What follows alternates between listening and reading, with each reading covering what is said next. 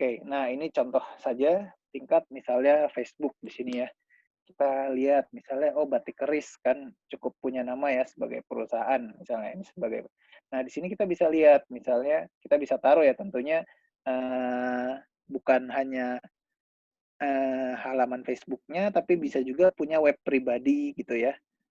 Kemudian nomor telepon yang bisa dihubungi. Nah di sini kita bisa deskripsikan misalnya usaha kita itu letaknya di kota apa, itu tentu penting juga kan. Terus bagaimana kita bisa dihubungi gitu kan. Nah, kemudian di sini kita juga bisa sedikit memasarkan produk-produk kita. Ini contoh Facebook ya, dan itu kita bisa pasang foto, pasang video, tentu makin banyak kita mendeskripsikan produk kita dengan baik, itu makin bisa meningkatkan minat orang untuk tertarik pada produk kita. Ya, ini bisa dilihat juga, misalnya kalau ibu-ibu sudah punya tempat ya, tentu nanti kita bicarakan lagi ya, gimana caranya kita bisa membuat foto yang baik. Kemudian juga bisa dilihat dengan internet kita juga bisa cari tahu tuh hashtag atau kata kunci apa sih yang banyak digunakan gitu ya, supaya kita juga menggunakan kata kunci yang tepat di media sosial kita supaya ketika orang yang mencari itu mudah untuk menemukannya. Oke, ini contoh dari Instagram, seperti ibu-ibu bisa lihat ya banyak yang mengupload foto, video juga di Instagram. Kemudian ada fitur lainnya di Instagram yang bisa kita lihat. Misalnya akun-akun apa nih yang ada di Instagram yang top. Misalnya kita cari di situ ada Batik Store, ya kan? Alis Batik, Batik Kultur.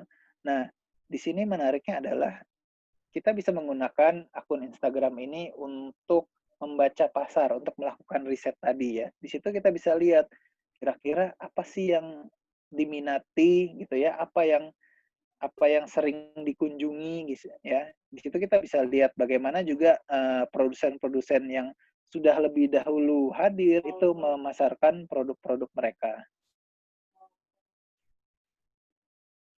Oke. Ya, ini selanjutnya contohnya ada apa sih hashtag gitu ya. Misalnya kalau kita ketik batik di Instagram gitu ya. Oh, hashtagnya apa aja? Jadi kata kuncinya apa aja? Ada batik cantik, batik seragam, batik Jogja, batik premium, batik pesta, batik kantor, batik dress, batik pria, dan sebagainya. Ya, jadi kalau kita menjual nanti produk kita, kita harus kasih ini juga nih kata kunci ya atau hashtag ini ya. Nanti nanti kita bisa diskusikan, kita bisa tulis apa. Misalnya di sini kalau misalnya batik cantik, oh ternyata ada apa di sini tulisannya 4 juta postingan yang menggunakan hashtag batik cantik gitu ya. Artinya ya apa sih hashtag ini tuh banyak sekali postingannya ya mudah apa sih banyak orang menggunakan kata ini untuk menjual produknya. Tapi juga harus diperhatikan juga kalau misalnya hashtag ini terlalu banyak postingannya, nanti orang juga belum tentu melihat foto kita loh karena banyak saingannya. Jadi ini tentu menarik juga untuk dibahas ya. Bagaimana sebaiknya kita mendeskripsikan produk kita dengan menggunakan hashtag. Oke, pentingnya merek atau brand sendiri. Nah, kan ibu-ibu punya batik sendiri ya. Kemudian ibu-ibu tuh sudah melakukan riset gitu ya. Tentu batik Lamongan punya kekhasan apa? Ini harus dideskripsikan dengan baik ya. Nah, memang di satu sisi apa sih kalau misalnya marketplace seperti Shopee, Tokopedia, Bukalapak itu trafficnya tinggi, jadi banyak pengunjungnya ya. Tapi kita perlu mengembangkan merek kita sendiri, jangan kita hanya menjual oh batik aja gitu ya. Sebaiknya kita punya merek sendiri. Kemudian nanti jika berkembang lagi, kita juga perlu punya halaman apa ya, website tersendiri ya untuk berjualan produk kita. Kenapa itu penting? Karena kan kalau kita tahu ya di dalam marketplace ini orang misalnya jualan batik ini, batik itu. Nah, itu mereka tuh semakin ada perang harga, kadang-kadangnya makin banting harga, makin banting harga, makin banting harga. Nah, lama-lama kan kita tidak punya keuntungan ya kalau makin murah, makin murah, makin murah ya. Nah, itulah kenapa pentingnya kita punya merek dan brand tersendiri ya.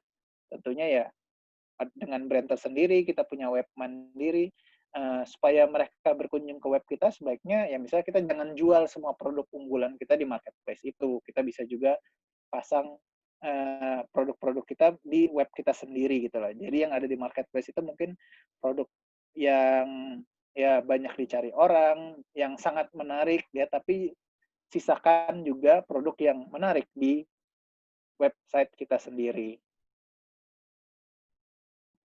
Oke, nah bagaimana cara membuat postingan yang baik dan foto dan teks ya, nanti ini sebaiknya nanti kita akan eh, bahas lebih lanjut ya bersama Mbak Fitria sama saya, nanti mudah-mudahan kita bisa berkunjung ke Lamongan. Tapi di sini saya sedikit memberikan rangkuman saja. Tentu yang baik itu fotonya ya pasti enak dilihat, jelas gitu ya. Yang penting juga fotonya adalah produk yang kita jual, bukan produk lain. Karena kadang-kadang kalau kita lihat ya, orang tuh banyak mengambil foto dari produsen lain, kayak menjiplak gitu ya. Nah, itu tidak baik ya, karena orang kan dengan mudah melihat, oh ini kok fotonya sudah dipakai di tempat yang lain ya. Kalau seperti itu nanti akan menimbulkan kesan ini jangan-jangan penipuan gitu ya. Nah, itu makanya sebaiknya juga produk yang kita jual itulah yang kita foto. Kemudian foto sebaiknya juga original ya, kita ambil sendiri dan diberi watermark kayak ada tulisan atau merek kita nanti itu diberikan seperti itu supaya tidak diambil oleh orang lain ya, atau bisa juga langsung diberikan di foto itu selain merek kita bisa juga langsung diberikan nomor yang bisa dihubungi atau alamat website kita kalau kita sudah punya. Nah, foto yang baik itu juga tentu pencahayaannya juga harus baik ya. Nah, sama Mas Sidik juga sudah sempat saya lihat ya ada beberapa contohnya ya. Tidak bagus juga ya kalau terlalu siang hari atau di malam hari sekali juga tidak baik ya. Mungkin yang bagus kalau kita menggunakan cahaya matahari di pagi atau sore hari lebih bagus gitu ya. Kemudian sudut pengambilan fotonya bagaimana. Kemudian kalau misalnya kita jualan batik, tentu bagaimana batik itu secara keseluruhan kalau dijembrengin, apa tuh istilah bahasa Indonesianya. Kalau dilebarkan ya kain batiknya seperti apa.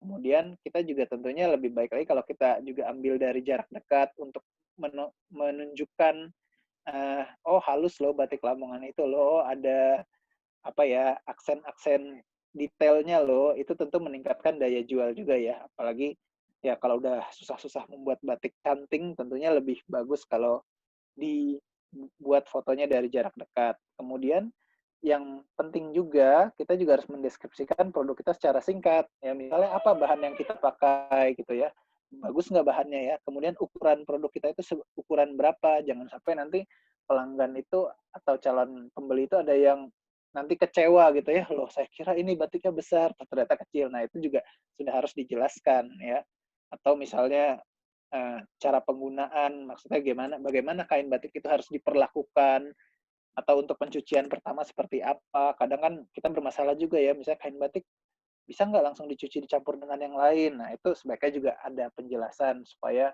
tidak merugikan konsumen nantinya. Kemudian bisa kita tambahkan asal produknya dari mana, misalnya dari Lamongan, apa kekhasannya, apa keunggulannya, dan tentunya juga ada harga ya, karena di marketplace itu kalau kita jualan suatu produk, terus orang nggak tahu harganya, jarang sekali orang tuh langsung mau nanya, "Ini harganya berapa?" Nah, itu lebih baik langsung dilampirkan saja supaya mereka langsung mempertimbangkan. Dan jangan lupa kontak kita, email kita, nomor WA ya, atau yang paling mudah WA ya. Sekarang kalau saya perhatikan di dunia marketing tuh orang senang dengan WA ya, karena lebih cepat dibalasnya, ya kan. Kemudian juga kita bisa juga membina hubungan itu lebih baik menggunakan WA ya, lebih personal sifatnya, atau konsultasi dengan WA. Nah, kecepatan kita dalam merespon misalnya orderan atau pertanyaan dari calon pembeli itu tentu sangat apa ya, sangat positif ya untuk supaya orang itu senang dengan pelayanan kita, dan tentunya kita harapkan produknya bisa laku dan repeat order ya, atau dia bisa memesan lagi. Oke, saya cukupkan dulu segini. Kalau ibu-ibu nanti ada pertanyaan, bisa diajukan di kolom komentarnya. Nanti kami coba untuk ya mencoba membahasnya lagi. Oke, silahkan Mbak Fitria, jika ingin dilanjutkan. Oke, eee, baik, nanti untuk video kali ini, cukup sampai di sini dulu ya Ibu-Ibu. Jadi nanti biar tidak terlalu panjang, kalau misalkan ada pertanyaan bisa kita diskusi di WA, dan mungkin nanti kalau misalkan pertanyaannya butuh jawaban yang panjang, kami bisa bikin video seperti ini lagi, mungkin dalam durasi yang lebih singkat gitu. Jadi untuk video kali ini cukup karena ini sudah hampir 20 menitan, jadi saya kira cukup.